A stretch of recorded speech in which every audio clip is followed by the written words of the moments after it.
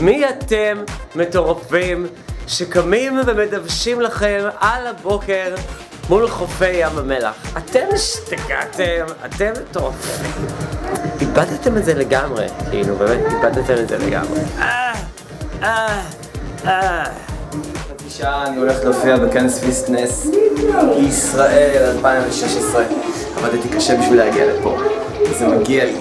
ואני הולך עכשיו להפגיז והולכים להיות לי 120 אנשים בשיעור, שזה פאקינג גרייט.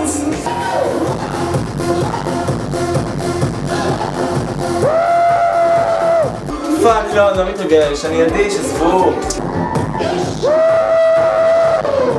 שיעור פעם ראשונה, 120 איש, כאילו. דיסק של עופר הניסים. Love you.